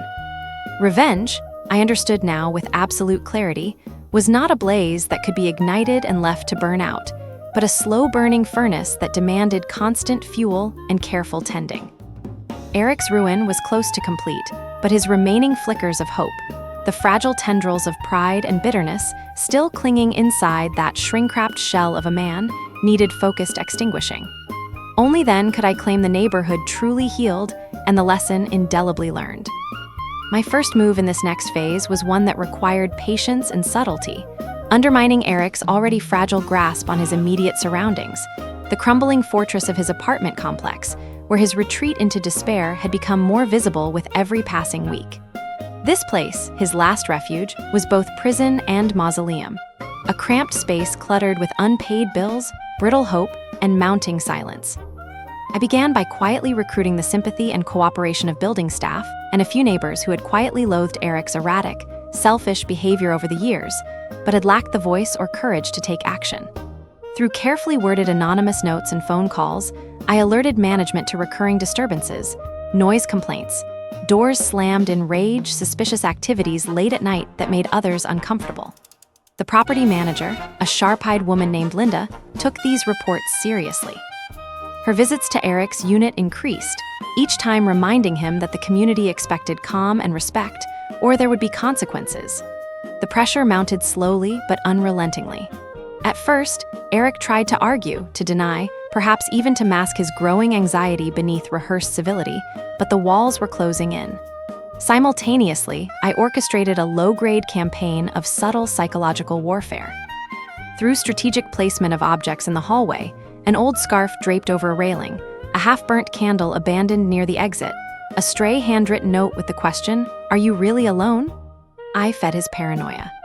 These small inconsistencies chipped away at his sense of control and safety, causing him to double-check locks repeatedly, peer nervously out of peepholes, and glance over his shoulder at shadows that didn't exist.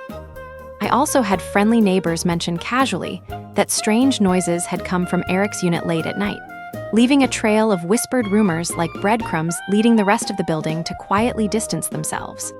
His isolation deepened as tenants who once exchanged polite hellos now furtively lowered their gaze or offered curt nods, reinforcing his social death sentence. Eric's mental unraveling was not subtle.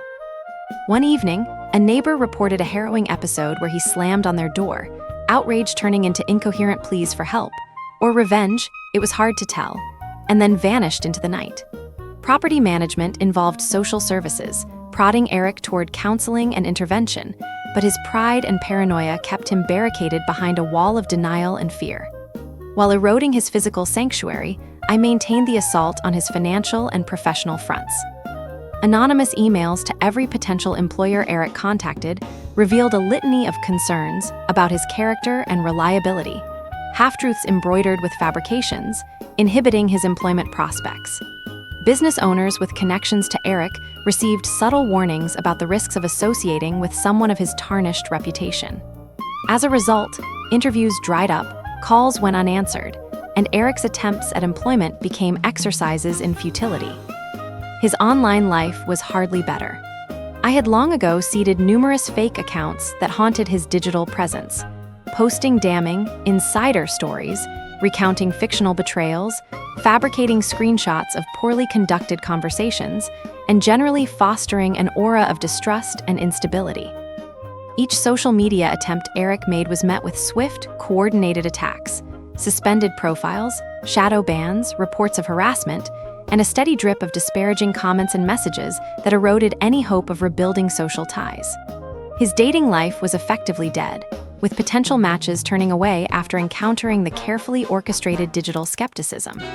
Always watching, I capitalized on one vulnerability that had long gone overlooked: Eric's dwindling mobility. He had reluctantly resorted to a car-sharing service after selling the silver sedan, a lifeline that gave him fleeting moments of freedom, but nothing close to real control.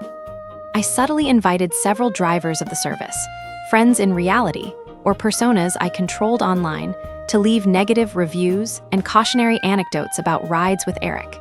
Tales of his nervousness, erratic behavior, and paranoia causing discomfort and delays. The platform eventually suspended Eric's access, crushing yet another link to normalcy. The psychological toll was visible. He limped less frequently now. Once a fixture at the local coffee shop, he stayed home, confronting shadows and plotting unanswered, hopeless defenses against an invisible siege. Occasionally, he'd venture outside only to return trembling under the weight of imagined eyes and whispered judgments.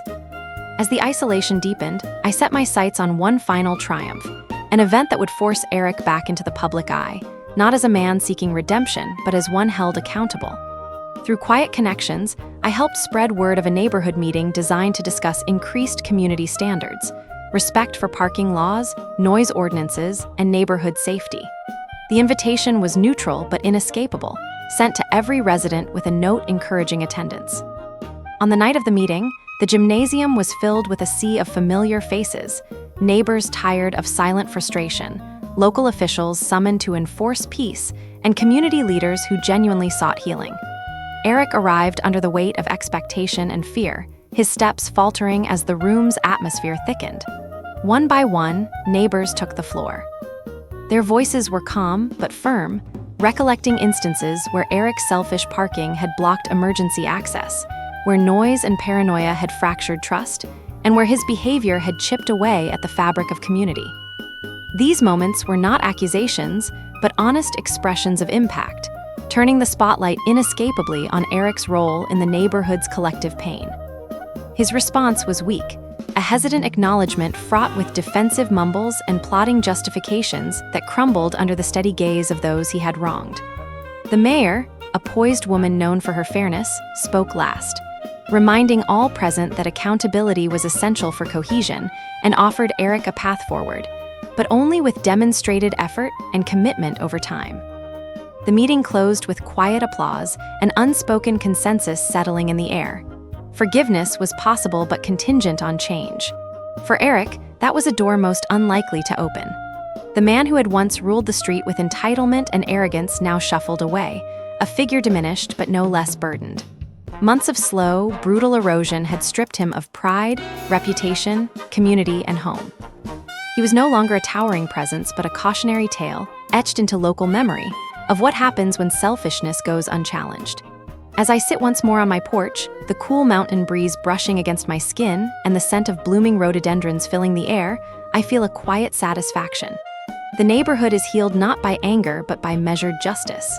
The lesson imparted was forged through patience and care, not rash retribution, but I remain vigilant. There will always be those who believe they stand above rules, above neighbors, above decency. When the next arrogant soul takes my driveway or trespasses on respect, I will be ready. Not with fury, but with the cold, relentless precision that carved Eric Donovan's downfall, a masterpiece of revenge that few will see and none will forget.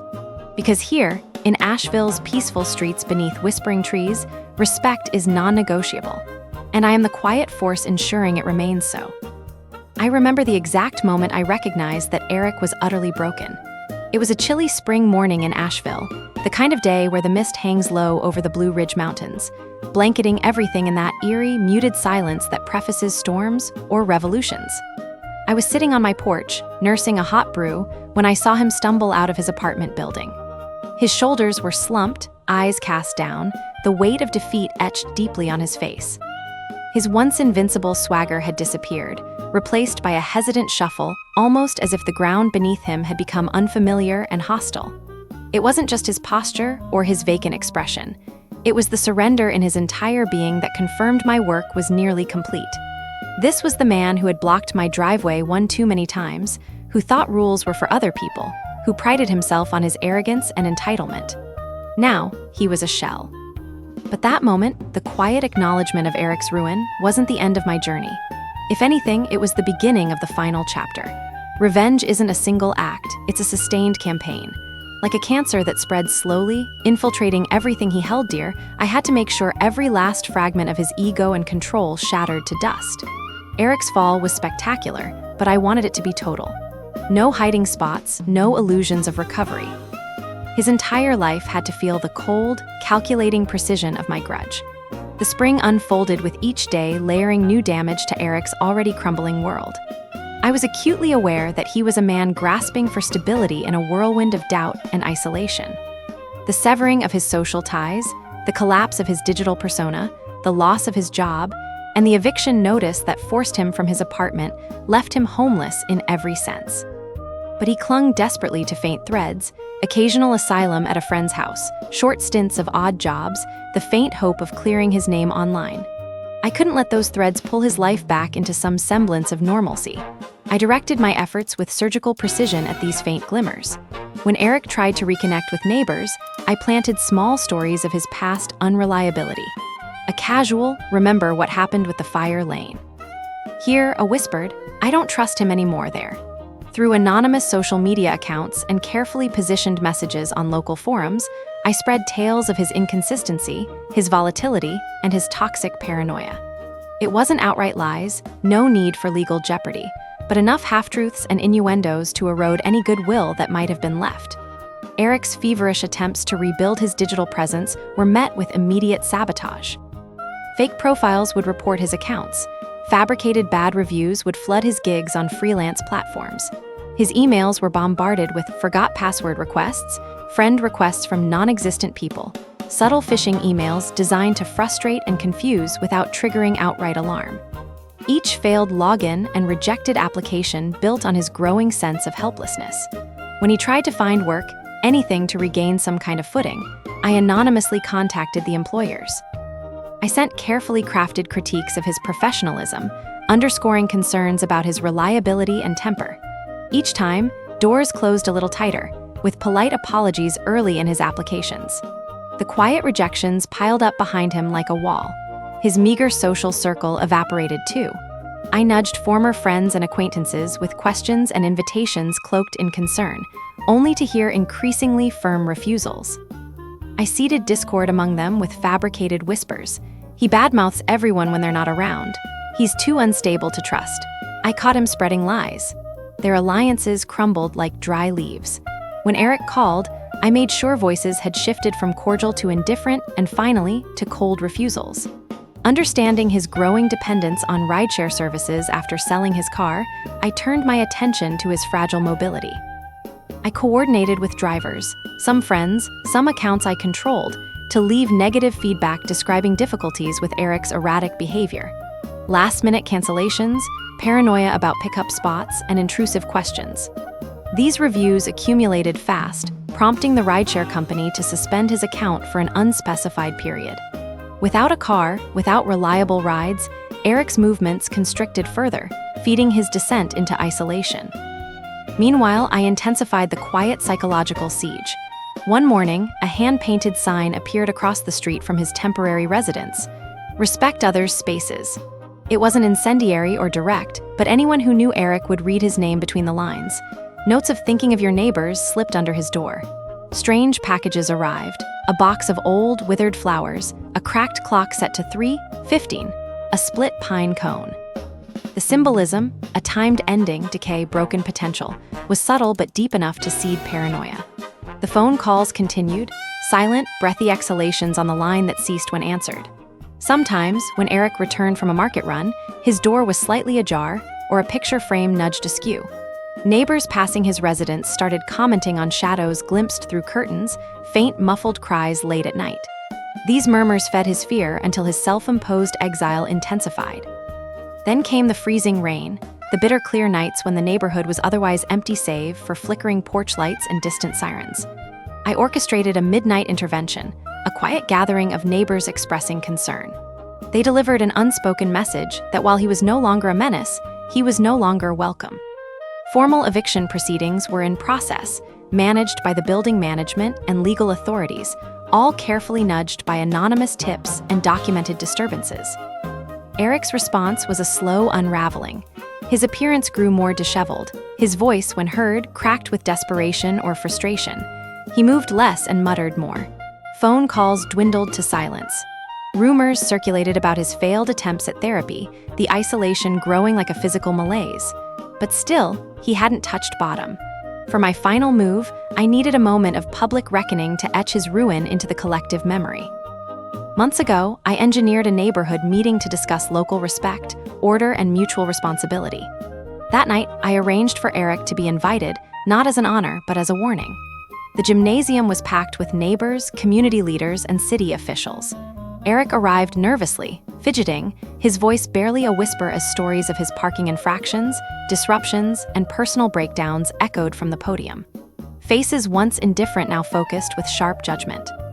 The mayor spoke of the necessity for community strength and accountability, inviting him to seek redemption through genuine change, a hope, but one soft and distant. Eric stumbled through a feeble defense, drowned by voices he had hurt, respect he had squandered. The finality in the room was unmistakable. This man was marked, and the road back would be long if there was a road at all. He left the evening early, a figure swallowed by darkness beneath the street lamps. Months later, he was a cautionary tale whispered in the whispering mountains, a man who had everything and lost it all through selfishness and disregard. I sit here now, a cup of coffee warming my hands as sunrise bathes Asheville in gold, knowing my mission was more than personal. It was a crusade for respect, order, and justice. Eric Donovan's downfall was not a crime of passion, but a masterwork of cold calculation, relentless patience, and unyielding resolve. And when the next arrogant soul blocks my driveway, ignores my boundaries, and flouts community, I will be ready. Because true revenge is not a tempest.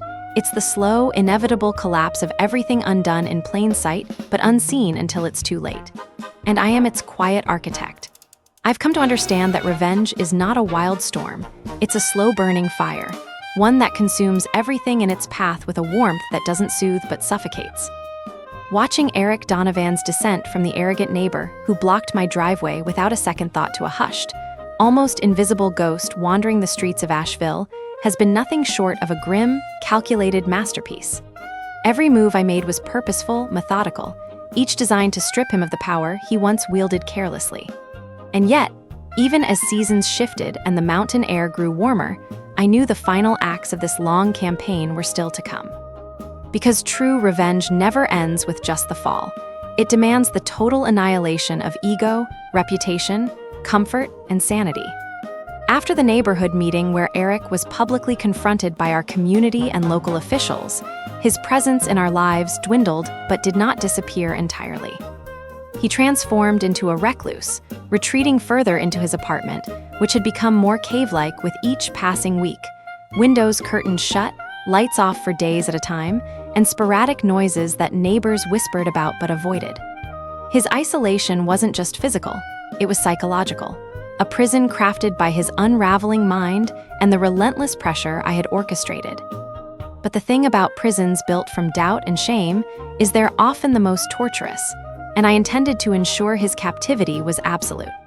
It was during a particularly rainy afternoon, with cold droplets pattering rhythmically against my porch roof, that I took inventory of the subtle psychological warfare I'd waged over the past months. I'd escalated the small disturbances, the silent phone calls, the shadows flickering just outside his shutters, the anonymous letters left tucked under his door, into a symphony of insecurity. Occasionally, neighbors reported the faint sound of tapping on his windows late at night or a misaligned doormat, items moved or replaced without explanation. To Eric, these whispers of observation slowly morphed into an omnipresent threat, the invisible eyes that never ceased watching. I fed these paranoias carefully. One particularly satisfying tactic involved sending Eric anonymous notes mistaken for therapist reminders or warnings from building management. Letters cautioning him about neighbors, increasing mistrust. Subtle but effective reminders that he was being noted, monitored, and whispered about. I crafted these letters with a delicate balance of menace and civility, enough to unnerve but not enough to alert him, or anyone else, to their true origin. The goal was to rewrite his reality, where every sound, every shadow, every casual glance became proof of some vast conspiracy against him. This simmering tension took root deeply inside Eric's psyche. I heard from an anonymous neighbor about a night when Eric panicked so badly that he called the police on himself, convinced there were intruders lurking outside his door. Paramedics and officers arrived to find an agitated, trembling man sweating in the dark. The episode was quietly recorded as evidence of his deteriorating mental state, but I ensured those details remained out of public access, using them instead as leverage to keep the pressure on behind closed doors. Simultaneously, I strangled any chance Eric had of community or financial recovery. Through private inquiries and careful manipulation, I discovered he'd been sneaking into local day labor markets, secluded groups where odd jobs exchanged hands among those desperate for cash and dignity. I reached out anonymously to those in charge and informed them, truthfully but selectively, of Eric's unreliability and erratic behavior, whispering enough truth to sow doubt and fragmentation in any potential employment overtures. His earnings dwindled further, his access to resources diminutive. He tried to obtain government aid, but was denied or referred to counseling programs from which he quickly slipped away. To those agencies, I submitted carefully constructed anonymous feedback, reports emphasizing his volatility and risks that required close oversight. Every door Eric tried opening quietly shut before him. Meanwhile, I kept tightening the noose on his social world. Through a web of fake social media accounts, I spread rumors about Eric's past, stories of manipulation and deceit stitched together with half-truths and innuendos, convincing enough to tarnish any hope of rebuilding friendships or romantic relationships. Women who might have given him a chance were subtly warned off with fabricated anecdotes. Acquaintances were led to doubt their trust in him, friends told to reconsider indulgence. Like leaves in autumn, those connections fell away until Eric was isolated entirely. This isolation fed his paranoia in a vicious feedback loop. His online accounts disappeared or were suspended repeatedly due to reports he never quite understood. Friends ignored his messages, and neighbors crossed the street to avoid contact.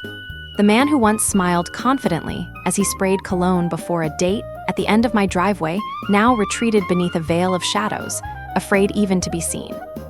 Then came the physical toll I had orchestrated with equal patience. Eric's last relic of independence, his aging bicycle, was sabotaged. I arranged for a friend who had access to his storage space to loosen the brakes, remove the chain links, and release the air from his tires during nights when he was out.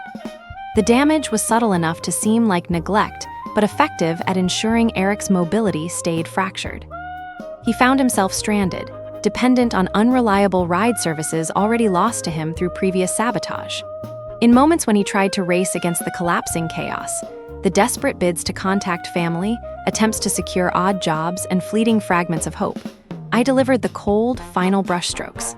Letters arrived from distant relatives, prompted by me, expressing concern tinged with disappointment and urging him to seek immediate help. Personal belongings he'd left with friends went missing or were returned late and incomplete, further eroding his trust in those closest to him. Through it all, I remained careful to hold the reins firmly but invisibly. No threats, no gambits too overt, just a relentless, oppressive presence that sent ripples of doubt through every waking moment of Eric's fractured life. The final public act was something I'd spent weeks planting and nurturing. An anonymous tip to a local community publication led to a long exposé focusing on the hidden costs of neglect in our neighborhood. The article was careful to avoid direct accusations, but laid bare incidents of selfish parking, neighborhood disruption, mental distress, and the burden borne by neighbors unwilling to endure further. It was a mirror reflecting Eric's fall back to the community, with enough details and contextual facts to leave no doubt in readers' minds. The fallout was immediate. Neighbors who had been ambivalent became vocal supporters of stronger community guidelines. Local officials cited the article in meetings addressing neighborhood safety, and Eric's name was whispered more frequently in conversations, coded with judgment and sadness. One evening, as I quietly watched from my porch, a small crowd gathered quietly outside Eric's apartment building, not to confront, but to share concern, to close ranks around a man unraveling beyond repair. I realized then that the campaign was no longer about punishment, but about reclamation, by the neighborhood by me, and by the very fabric of respect Eric had shredded. He was now more haunting memory than presence. People spoke not of him as a man, but as a lesson etched into the collective consciousness. The towering arrogance had fallen to dust, replaced by a hollow husk defeated in mind, body, and spirit. Sitting here, knowing each layer of his downfall is laid bare for anyone who looks, I feel a cold satisfaction, a truth that can no longer be obscured. Eric Donovan's ruin was never accidental, never a matter of chance. It was the perfect storm of calculated cruelty and patient justice. Every note, every whispered warning, every unseen hand that shifted the pieces on the board was mine to wield. I have reclaimed not only my driveway and my peace, but the quiet dignity of this neighborhood. The lesson of arrogance unchallenged has been carved indelibly into our streets, whispered through the leaves and etched in the wary eyes of neighbors. And so, as the sun dips behind the Blue Ridge Mountains and the evening wind carries its haunting calls, I remain vigilant. For the next ego that thinks itself untouchable, for the next soul who believes the rules were made for everyone but them, I will be waiting. Patient, precise, relentless. Because true revenge is more than punishment, it's a masterclass in control, a slow, brutal dance where the final victory is not just fall but total collapse. And in that dance, I am the artist. The spring rains finally gave way to a warm, golden summer in Asheville, and the quiet street where I lived began to hum anew with life and laughter. Yet beneath the surface of this gentle revival, there lingered an invisible echo, the slow, relentless dismantling of a man who had once thought himself untouchable. Eric Donovan had become less a person than a cautionary myth whispered among neighbors, a living testament to the fate of arrogance that crosses the line. But knowing the power of long memory and even longer consequences, I understood that true revenge demands endurance, a campaign not of rapid blows, but of persistent, measured pressure. From the moment I watched Eric's defeat etched into his posture, the slump of surrender in his walk, the haunted glance over his shoulder, I knew that my work was far from finished. The campaign I had waged was meticulous. A slow-burning fuse ignited on that night, his silver sedan vanished from blocking my driveway. Yet, I still had pieces to arrange, corners to darken, and foundations to shatter, ensuring his ruin was definitive and irreversible.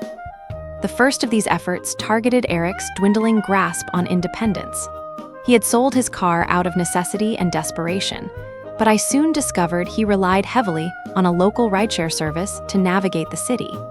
Mobility was his last fragile tether to normalcy, and I set out to sever it with the same precision that had guided every move of my campaign. I enlisted several drivers, friends versed in my cause and others personas I controlled, who left negative reviews describing Eric's erratic, paranoid behavior. Complaints lingered of canceled rides, overly cautious detours, and tense conversations. The rideshare company, sensitive to customer feedback, promptly suspended his account pending further review, effectively trapping him even further.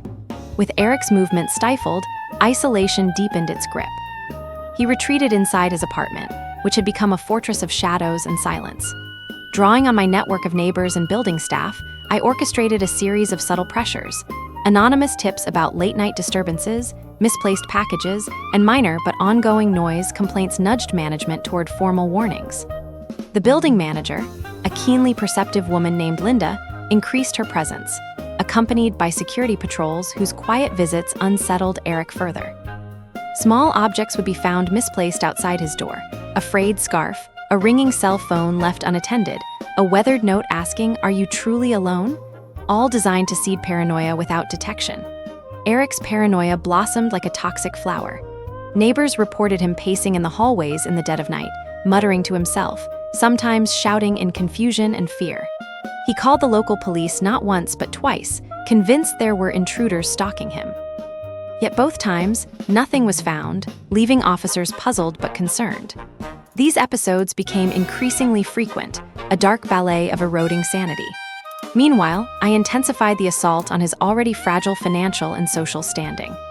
Eric had attempted to find menial jobs in the local market, seeking odd gigs and day labor, but my quiet whispers to the employers told tales of unreliability, erratic temperaments, and bouts of paranoia. Each application was met with polite but firm rejections, conversations fading into silence without explanation. His financial stress mounted stealthily, a pile of unpaid bills, notices sent to his previous addresses, debt collectors making discreet inquiries no friend would answer. His social sphere frayed to nothing as well, friendships fractured by whispered doubts I seated expertly among those who had once tolerated him. Anonymous messages from concerned acquaintances planted stories that eroded whatever goodwill remained. Women he had dated were gently warned through false chatter not to trust him. Acquaintances shared cold glances instead of smiles. Eric began to realize that the bridges he tried to rebuild had burned, replaced by an unbridgeable chasm. Then came the digital war, fought in silence but with devastating effect. I crafted dozens of fake online accounts, posing as former friends, coworkers, and romantic acquaintances, each dripping with damning anecdotes, half-truths registered as fact, innuendos regarded as warnings. His attempts to rebuild an online presence were met with rapid suspensions. Every dating profile he created was swiftly reported by my countless accounts, leaving him in a void of rejection. Messages that might bring hope were greeted by silence or suspicion. Every move he made digitally was stymied by a phantom resistance he could neither see nor fight. Each action sustained by a network I'd nurtured over months, a complex web invisible to Eric yet deeply felt. Recognizing his increasing dependence on local charity and community services, I anonymously tipped social workers and local support groups about his volatile and sometimes confrontational behavior, ensuring that assistance came with strings and scrutiny. Letters from family, orchestrated by my hand but rewritten to appear concerned yet distant, limned his isolation with touches of shame and disappointment. Eric's fragile support network contracted until all he had was his crumbling self. Throughout all this, I maintained a quiet watch, a steady presence without name or face. Even as neighbors expressed occasional quiet concern for his mental health, he remained distant and defensive, resisting interventions or offers of help.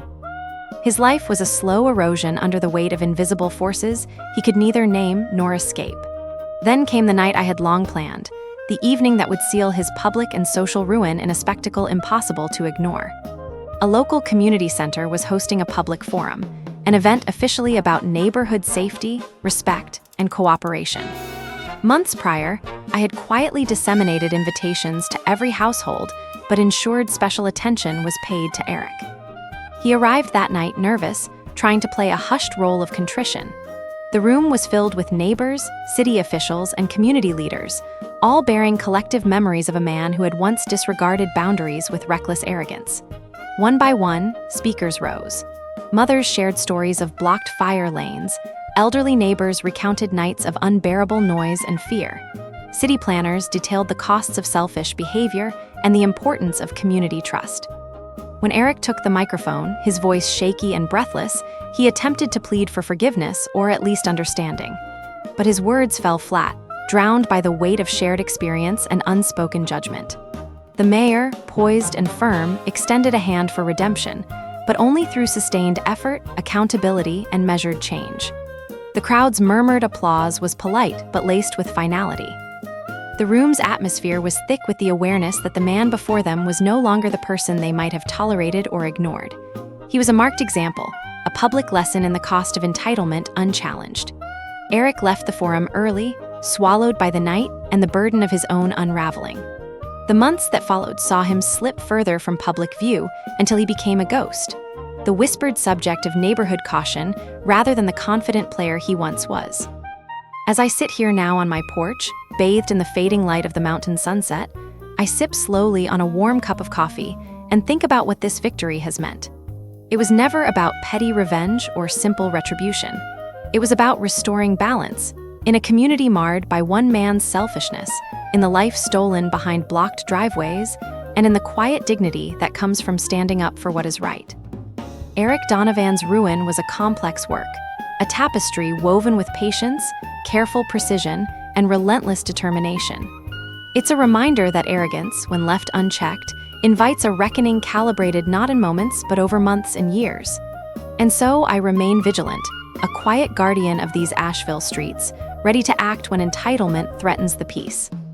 For when the next neighbor's car blocks my driveway, when the next ego pushes past respect and decency, I will be prepared, not with anger, but with the same cold, austere resolve that orchestrated one of the most brutal campaigns this neighborhood has ever known.